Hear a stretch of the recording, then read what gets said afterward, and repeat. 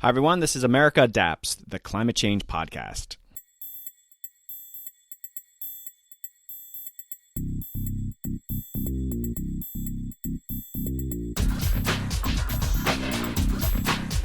Hey, Adapters. Welcome back to another exciting episode. It's 2025, and the world of climate adaptation is poised for major challenges and transformative opportunities. In this podcast, we've gathered insights from some of the most influential experts in adaptation to predict what lies ahead. You will likely recognize some of these voices. They were previously guests on the podcast. It was great to get them back on for this special episode. From the growing impacts of wildfires reshaping communities to extreme heat, to the role of cutting-edge adaptation technology, this episode dives into what's next for our adaptation sector. Also on the horizon, a new presidential administration that will lead to huge disruptions in climate policy. This year promises to be a turning point. Join us as we explore the trends, innovations, and strategies that will define climate adaptation in the year to come. This episode will inspire you as we kick off 2025. And there's also tremendous news in the adaptation realm. My first expert regular contributor and executive producer, Dr. Jesse Keenan, will share that big news, and I'll add more at the end of this episode. Definitely a great development. But before we dive into today's episode, I wanted to share some exciting news. I'm heading back to the ICR 25 conference hosted by Battelle. This will be my third time attending, and I hope to see many of you there. It is Battelle's fourth ICR-themed conference, and it'll take place April 21st through 23rd, 2025 in Washington, D.C., with the theme Partner, Accelerate, Launch. ICR 25 will bring together the brightest minds from industry, government, and academia to tackle the urgent need for scalable solutions. The conference will focus on critical areas like adaptation to help communities and ecosystems prepare for environmental change, mitigation, and sustainability to create long-term solutions for a healthier planet. Early bird registration is still open, so don't wait. Sign up today and be part of the change. And if you want to present at ICR 25, they're still accepting abstracts. Visit battelle.org/conferences/ICR. That's battelle.org/conferences/ICR. I'll have links in my show notes to learn more, or if you want to submit an abstract. Okay, let's hear from some of the world's leading adaptation experts and their predictions for 2025. Hey, Adapters, I'm Jesse Keenan from Tulane University and executive producer of this podcast, America Adapts. And there's a couple things I'm excited about going into the new year. 3 themes that I think can give us some measure of optimism looking forward. One, yes, things are changing in Washington, but as we shift, as we did during Trump 1, from an orientation of what's happening in the federal government, we're going to look to state governments. And already talking with a lot of people in different governments around the country, particularly in California, they're ready to stand up, do interesting things, take on ongoing work that is already happening within the federal government and push that forward. So I think we're going to see new leadership under new ideas and kind of new experiments and new dialogues with the states, and that's really exciting. I think even among municipalities and cities, we're going to see some new work, and much of which is out of necessity because, if anything, the insurance crisis, the property, what we're seeing in property responses and the like has touched a nerve in terms of vulnerability and fiscal vulnerability, particularly among credit rating agencies, and that's trickling down to forcing a kind of action and advanced adaptation planning among municipalities. So we're seeing that move very quickly. Even within the federal government, second, I don't think all is lost. There's a lot of things happening. These things happen, again, out of necessity. Sure, some units and offices are changing their name or closing altogether and disappearing, and that exists. But there's a lot of people that are moving forward. And I think what's going to happen is, in some level, FEMA's just going to take on more and more work because disasters and climate-induced extreme events or attributed extreme events are not going away anytime soon. Finally, I think 2025 is going to be a great year to look forward in terms of international adaptation planning. The recent global stocktake with the UNFCCC has really pushed countries to wrap up the first round. That is, everybody has an obligation or committed to wrapping up their national adaptation planning processes. I just went through a process myself of reading, I think, 57 English language NAPs, National Adaptation Plans, that are out currently, but more and more are coming online. Guess what? The good news is now the United States has our own U.S. National Adaptation Plan, and much credit to the people of the U.S. State Department for getting that out in very short notice. But I think it represents a very important step forward. When we look at what other countries are doing in terms of adaptation planning and policy, there's so much happening. There's a lot of experimentation. There's a lot of actual implementation. So I think we have a lot to learn in those regards. But 2025, it's going to be a great year. Hey adapters, I'm Dr. A.R. Siders, an associate professor at the University of Delaware, where I study climate change adaptation policy. Here are my predictions for 2025. The Trump administration will almost certainly, as it did before, either stop, undo, or defund adaptation efforts at the federal level. That means many federal programs will shrink or disappear along with federal funding. So states and cities will become the big actors for adaptation once again. We're at an interesting moment for states and cities to see what they can do without the feds, how much they want to do in reclaiming their autonomy. Not every state or city will take action, of course. We're going to see an even bigger divide, at least for a while, between the states whose governments take adaptation seriously and those that do not. That divide could have big consequences for national programs down the road. In places that do take action, I think we'll see a shift in how they talk about adaptation. Not just a semantic wording change to avoid saying climate change, but a pretty fundamental shift in how adaptation is presented. Not as an environmental issue or just a disaster issue,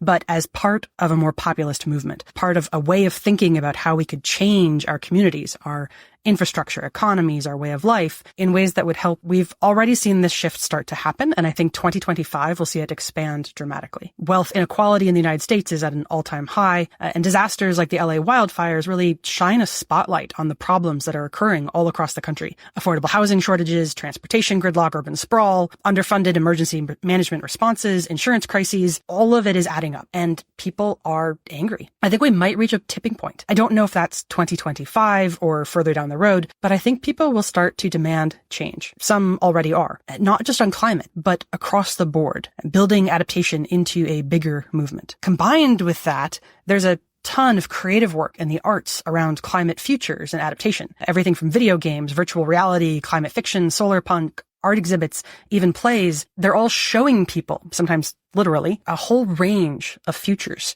What the world could look like from utopia to dystopia and all kinds of lenses in between. And that creativity really invites people to think bigger, to think outside the box, to question why we have built our cities the way we have, who they really help or harm, and what other options might be possible. And when you get that mix, people who want better and can imagine better, and when they're no longer waiting for federal action because they know that won't happen, I think we might see states and cities take some big, really innovative adaptation steps in 2025. At least that's what I'll be working for. I'll be leading the adaptation chapter for the National Climate Assessment, so keep your eyes out for our public comment period and help us make sure we're capturing the best of the science and practice of adaptation. And if you want to see more about climate video games or adaptation policy, you can check out my work at cidersadapts.com or follow me as Siders Adapts on Blue Sky. Thanks. Hello, adapters, and Happy New Year. This is Shaun Martin. I'm the Vice President for Climate Change Adaptation at World Wildlife Fund, based in Washington, D.C., and here are a few of my predictions for 2025. We just learned that in 2024, the United States experienced 27 $1 billion disasters, and the total damage from those disasters was $182.7 billion. And I'm going to go out on a limb here and say that we're going to exceed those numbers in 2025. No great prediction there. But why is that important?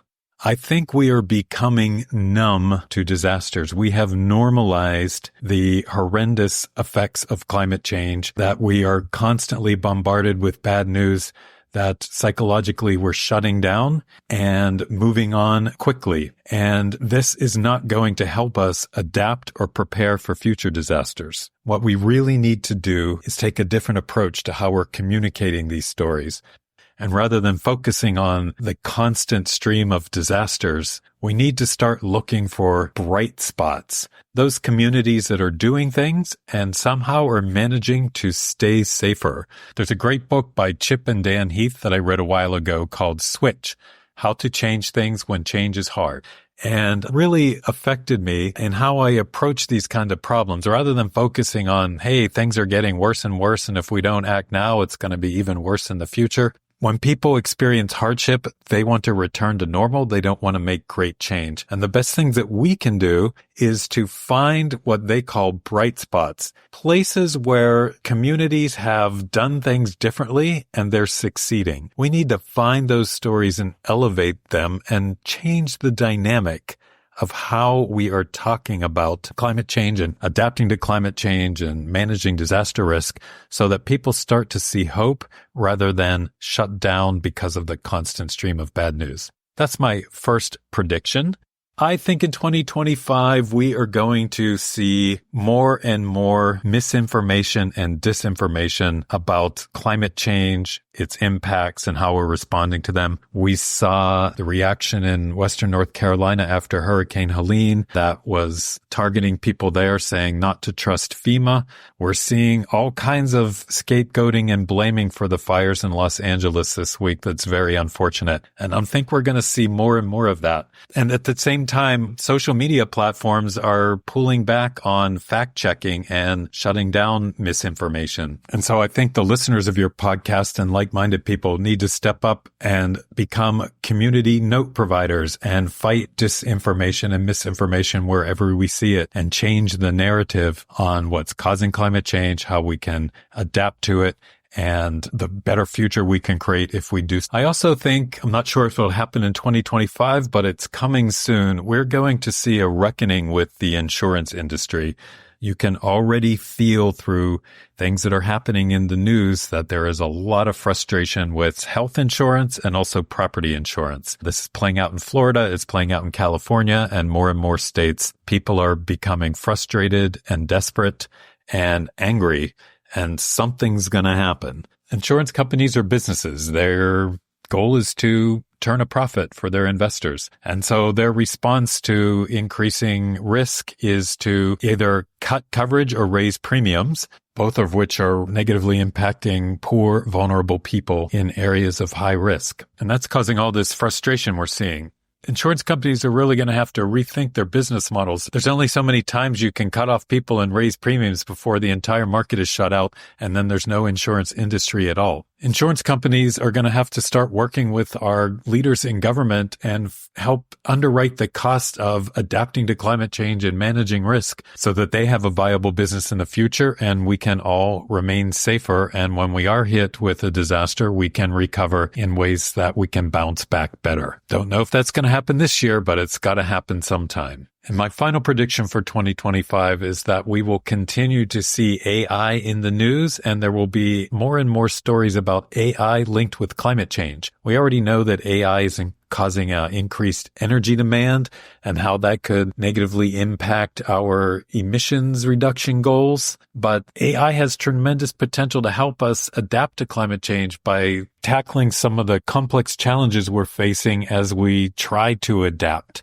I think AI can really help us out there. But there's a lesser told story that I think we'll hear more and more about in 2025, and that's how much water is needed for AI. Those data centers require a lot of water for cooling, and as the world gets hotter and drier and water becomes more scarce, what's going to win? AI or the needs of people in agriculture? So that'll be an interesting story to watch in the near future. I hope that there will be greater attention paid to adaptation, particularly nature and adaptation, at COP30 in Brazil this year. And I hope to see many of the America Adapts podcast listeners at the Adaptation Futures Conference in Christchurch, New Zealand this year, October 13th, October 16th. It's a little bit far away, but well worth the travel. It's a great place to get to know other adapters, learn what's happening, and it's just very inspirational. So I hope to get there. I hope to see many of your listeners there as well. If you want to learn more about WWF's adaptation work, there are plenty of episodes on America Adapts that you can listen to in reverse order. Check out episodes 217, 194, 179, 168, 80, and 74. And you can also click on the link in the show notes. Happy New Year. Hey adapters, this is Shalini Vajjhala from Pre-Collective, coming to you from San Diego with some thoughts and hopes for what 2025 will bring in the climate adaptation space. As we start this year with the heart-wrenching impacts of wildfires here in Southern California, I'm seeing some glimmers of new kinds of adaptation conversations take shape around cascading failures, multi-sector coordination, and the opportunities for collective action. We've always known that adaptation touches nearly everything. And this gives me a lot of hope for this year and the years ahead for us to start thinking about adaptation beyond the individual action or local government action space into these in-between spaces where coordination can yield even greater benefits for larger numbers of people. And so I think about things like supply chain resilience, but also how we transition from disaster recovery to more durable adaptation measures. So I'm coming into 2025 with a great deal of optimism. And our work at Pre-Collective, which focuses on all things infrastructure pre-development and climate adaptation, is all about that early messy stuff that you have to do so that we build what we need next instead of what we have. And I think the trends that I'm starting to see about adaptation as something comprehensive, focused on networks, and really thinking through how we solve systemic upstream problems to get down to the on-the-ground suffering. That is what all of us are working toward. I'm optimistic about the future of the field and where we'll see leaps and bounds in larger and more impactful adaptation projects. If you're also working on large-scale issues, networks, supply chains, big picture resilience projects, we'd love to connect. Please say hello at precollective.org. Thanks. Hello, Adapters. This is Mark Nevitt. I'm an associate professor at Emory University School of Law in Atlanta, Georgia, and I'm also a retired naval officer in JAG. So for 2025, there are 4 things I'm really going to be looking at in the adaptation and resilience space. First is Inflation Reduction Act and movement to repeal that. Some of that money has already been placed in state, and those investments are underway. Certainly a mitigation-focused piece of legislation, but plenty in there for an adaptation throughout the country. Heritage 2025 has called for the repeal of the Inflation Reduction Act, which again is the largest climate bill in American history. Just looking at whether or not that's going to be successful. And it's particularly important because that bill underwent a specific legislative process called reconciliation, which sort of lowers the number of senators you need both pass it and to repeal it. First thing on my list is Inflation Reduction Act and whether or not that is going to be repealed or attempted to be repealed. Second, adaptation work happening in the national security space. And I have a couple things here for you. The second thing is defense spending bill, major appropriations bills. That is the one piece of legislation that have to go through Congress on a single year. And what I'm looking for in that space is whether or not adaptation measures will be included in this massive spending bill. Even during the Trump administration, there was adaptation work being done on floodplains management, on national security infrastructure, and requiring the Department of Defense to give reports on adaptation. In the most recent defense spending bill, there's money for fire monitoring, fire maintenance, with DoD supporting those efforts of identifying future wildfires, which is incredibly timely with the Los Angeles wildfires, as well as money for adaptation at key installations in the South Pacific, such as the Kwajalein. The second thing I'm looking at is whether or not adaptation measures will continue to be placed in these defense spending bills, much like they were actually during the first Trump administration. The third, and related to this, is the military and national security reports, particularly the intelligence community. What kind of work will they still be doing in the adaptation space? All the different military departments put out massive or very important and influential climate plans, which has a lot in there for adaptation within the first year or so of the Biden administration. So seeing if that work continues and how that work continues, it's difficult for me to imagine of that closing up shop fully. And then even during the Trump administration in 2019, the National Intelligence Estimate had a really influential report on climate change and global threats around the world. And so just seeing how that will play out in the national security space is my third thing I'm looking for. Fourth and finally is the ship is going to move away from federal leadership on climate adaptation and resilience to states and localities. But there's so much happening in states and localities for adaptation that is going to continue, and in fact may even be propelled following the Trump removal or his decision to step away from the Paris Agreement.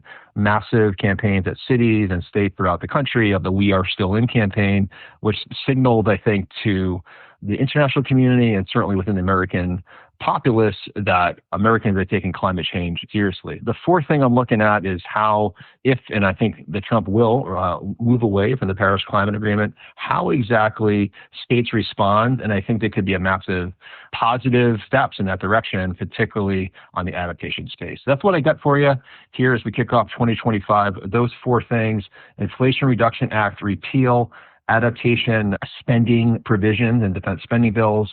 Third is the intelligence community and national security reports and how they're thinking about climate change. And fourth is state and local action. We will be continued and see how my predictions play out.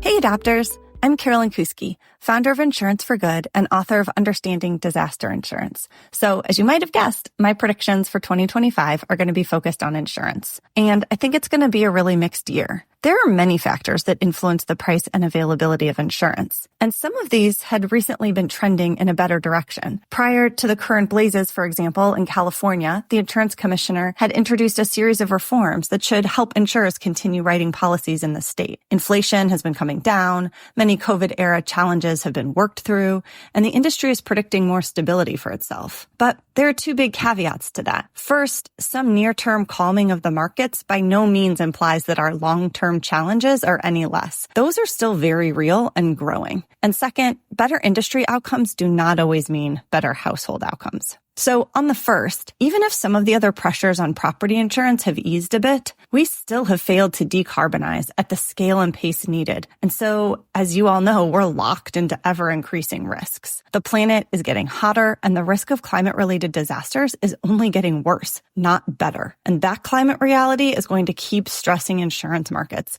unless or until we collectively focus on the transformative investments we need in climate adaptation. And on that front, I again think 2025 is going to be a very mixed year. The Biden administration had many efforts to support increasing climate resilience of our communities, but I'm worried much of that could be undermined by the incoming administration. In his prior term, for example, mere days before Hurricane Harvey devastated Texas, Trump eliminated an important standard that public money for rebuilding in flood-prone areas be done to make those investments safer, which also would make the insurance more affordable. The Biden administration put it back in place, but will the incoming one repeal it yet again? Or the Biden administration had provided substantial amounts of grant funding to local governments around the country to invest in lowering future losses, which again can also be related to insurability. Will that continue under Trump? I don't know, but I certainly hope so. But I also deeply believe that climate risk management requires strong and capable policymakers across all levels of government, something we know this incoming administration does not prioritize.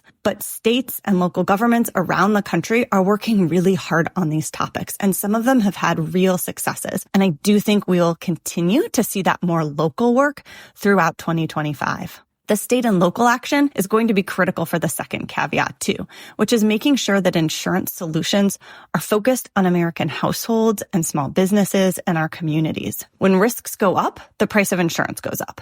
And with uncertainty and future impacts, insurance costs even more. That's creating growing financial burdens for many households around the country. We can't ask insurers to write coverage at a loss, but we also can't ask households to buy insurance with dollars they don't have. And this is where I hope Insurance for Good can help in 2025. We're exploring public-private solutions, policy reforms, new ownership models, and of course, how to draw tighter links between lowering our risks and insurance outcomes. I'll end by saying that I fear that 2025 is going to drive increasing polarization around all aspects of climate. But my real hope is that we can change the political narrative to what the majority of U.S. citizens already know, that climate is not a partisan issue, and that by working together, we can adopt strong climate policies that clean the economy, lower our risks, and improve the resilience of our communities.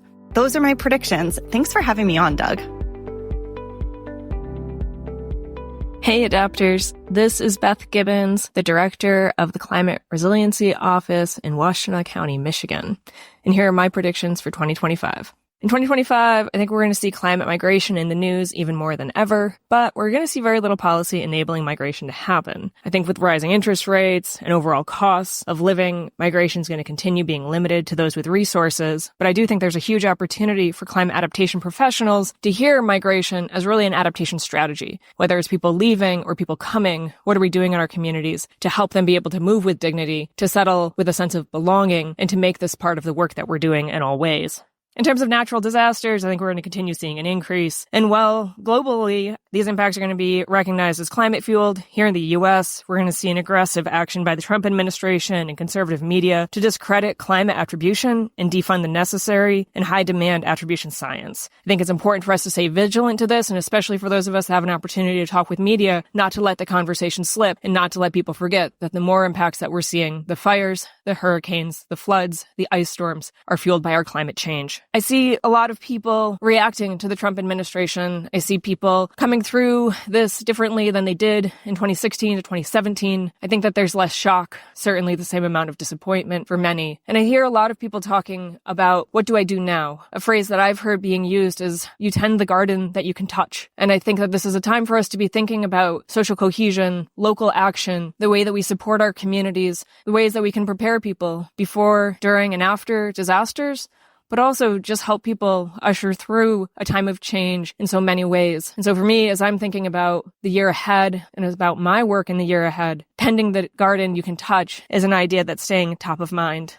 Zooming out further, I would say from reading recent adaptation reports, it seems like there's an enormous inequity in who's investing in adaptation, with disproportionate investment coming from individuals and households, and also the public, and only a pittance coming from the private sector, whether that's corporations or philanthropy. So I'd like to make a call out to those who are in the private side, whether it's private philanthropy or it's the developers, tech, energy, supply chain, and manufacturing. It's time to join the work. We need to stop focusing on individuals and forcing individuals to absorb the climate risks that are being caused by our overarching institutional and social systems, and really end corporate freeloading on public adaptation investments. If we're going to change everything, we need everyone. And we need that to include all sectors of our economy.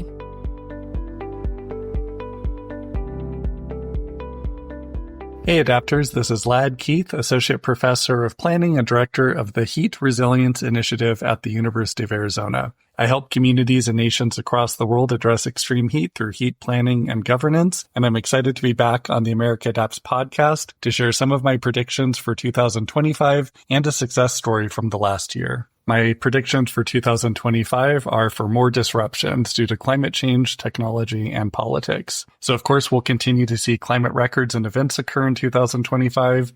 The year's just barely started, and we've already had record-breaking wildfires in Los Angeles, and a lot of discussions on how that will impact the insurance industry. So things like increasing rates and changes in coverage for homeowners across the United States. We'll also see disruptions due to technology, and so things like large language models and the use of AI and all the good and the bad that comes with that. For example, my research team is exploring the use of large language models in some of the plan evaluation and plan coding work that we do for communities, looking at climate action plans and heat action plans. And large language models really have the potential to vastly increase the number of plans that we can code and the number of communities we can support through their climate planning efforts. But we also have questions about the accuracy of those models. They do hallucinate, of course, and the energy that's used for each of those queries and the impact that has on greenhouse gas emissions. And finally, we'll see disruption in how we address climate change due to shifting federal priorities, which has already led to a renewed interest in climate change efforts at the state and local level. But despite this renewed interest in local efforts, I think it's really important that everyone remain engaged in climate change efforts across all levels of government. So with that in mind, I'd like to share a success story from 2024, which is the rapid advancement of heat governance here in Arizona. I've spoken on this podcast before about some of our efforts to address extreme heat in Arizona, but last year is really when everything came together. What led to that was the summer of 2023, where more temperature records were broken, and we had over 900 heat deaths across the state. In response, our governor declared an extreme heat emergency and kicked off the development of our first state-level extreme heat preparedness plan, and that led to the appointment of the nation's first state-level chief heat officer and cooling center coordinator. Our state also deployed a pilot tiered warning system based on National Weather Service warnings to help standardize some of our heat response efforts. Here in Tucson, we held a Southern Arizona Heat Summit in the spring that was attended by over 100 local decision makers and community members. And only a few months later, the city of Tucson adopted a comprehensive heat action roadmap that's already won a state planning award. The heat action roadmap outlines some of our heat mitigation and heat management strategies and came together just in time before the summer temperatures. Tucson and Phoenix also adopted heat safety ordinances for city workers and contractors to protect them during some of the hottest times of the year. New cooling centers across the state were recruited, and county public health agencies and emergency management, in cooperation with faith-based organizations and nonprofits, improved access to cooling centers too. And here in Tucson alone, our cooling centers received over 15,000 visits from community members in need of cool spaces. And while the numbers are still preliminary, it looks like our heat deaths from 2024 were finally lower than they were in 2023, despite 2024 actually being a hotter year overall. So we still have improvements to make in 2025, but last year really represented a milestone in our heat governance in Arizona and cooperation between different disciplines like urban planning, emergency management, and public health, and really coordination from the city to the county to the state level of government. In 2025, I think we can replicate the success in communities and regions across the United States and across the world to better protect everyone from extreme heat. Finally, I'd love to plug the new program that I'm leading, the Heat Resilience Initiative here at the University of Arizona. The initiative will help address the global challenge of extreme heat through new research, education, and engagement. It builds on the success of our existing heat research grants and brings together affiliated faculty, dedicated staff, postdocs, and students. Through this new initiative, we have the capacity for new collaborations and partnerships to address extreme heat. Learn more about what we're working on at heat.arizona.edu. Hey Adapters, I'm Emilie Mazzacurati, co-founder and managing partner of Tailwind. Tailwind is an investment firm and ecosystem builder focused on climate adaptation and resilience technologies. Here are my predictions for 2025. Let's start with a bit of weather forecast. 2024 was the hottest year on record again, and the first year above the 1.5 degree threshold of global warming. Another way to look at it is that 2024 was probably one of the coolest years in the next 100 years. Yes, I expect 2025 to be hotter. Not just hotter, but also I expect more extreme weather events. We're off to a disastrous start of the year with the LA fires, which are still burning at the time that I'm recording this, and already expected to be the costliest California wildfire on the record. Now, 12 months ago, California was experiencing historic floods across the state with back-to-back massive rainstorms. And while I speak, Australia is going through a record heat wave. And meanwhile, Florida and North Carolina are still reeling from Hurricane Helene and Milton. You get my point. Our attention gets caught by the latest disaster, but let's not miss the pattern here. Weather-related disaster are going to be more frequent, more intense, and that's only going to get worse. I'm going to stick with the bad news before I turn to the good news. I am very worried about the impact of weather and climate-related disasters on the insurance market in California and beyond. I expect insurers will do everything they can to pull out from high-risk areas and that insurance prices will go up across the board. Without insurance, it becomes impossible to get a mortgage, so that could slow down the housing market or even start affecting property prices in part of the country. Of course, we all know how the housing market can ripple on the economy overall, so we could see some serious direct and indirect economic impacts over the next couple of years. From a policy standpoint, while I expect some pullback from the federal government, I think states and cities are going to double down on adaptation. We all know climate does not distinguish between red and blue states, and disaster preparedness and recovery are going to remain high on the agenda across the U.S. States like Florida, Massachusetts, and California are going to continue to lead with the breadth, sophistication of their policy and their relative budget. But I anticipate a lot of activity across the countries and at the local level, especially as funding received during the previous administration gets spent. Let's look at the bright side. I think 2025 is going to be a turning point for investment in adaptation. The urgency and awareness have never felt higher, and we're going to see a growing offering of adaptation and resilience solutions reach the market. Aside from states and local government, I expect customers will drive a fast increase in demand in products to harden their homes against hurricanes, floods, and wildfires. In our recently published playbook, We estimated over $250 billion are spent annually by U.S. households on house retrofits generally. Some of that money will go towards adaptation-related retrofits and towards products like fire-retardant coatings and house elevation and hurricane-proof roofs and the likes. I expect corporations would also start to increase their spend in adaptation, but more slowly for now, just because they move slower. It's a bigger ship to steer. We discussed the trends driving these different segments in government, corporate, and customer segments in the playbook that we published in December. I also expect venture investment in adaptation and resilient startups will grow. We're starting from a really low baseline, but we're going to start seeing the bottom of that J-curve manifest in 2025. To learn more about our work, visit tailwindclimate.com. You'll find our research, publication, including the playbook and the taxonomy, as well as upcoming events, podcasts, and more. Thank you.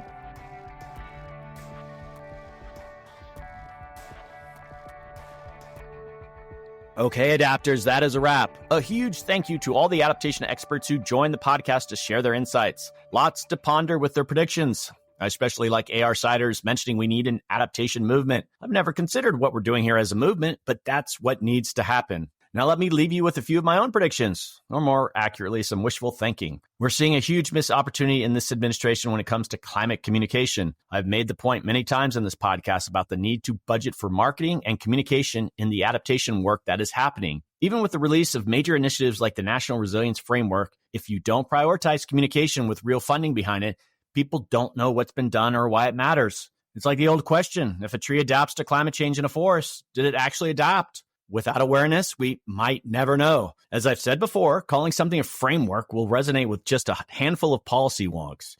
Yes, likely my listeners. That won't capture the imagination of the public and get their energy behind what needs to be done. We're also at a crossroads in how adaptation is perceived. There's a real risk of it becoming a dirty word again as mitigation funding gets slashed. It's like it's 2005 all over again.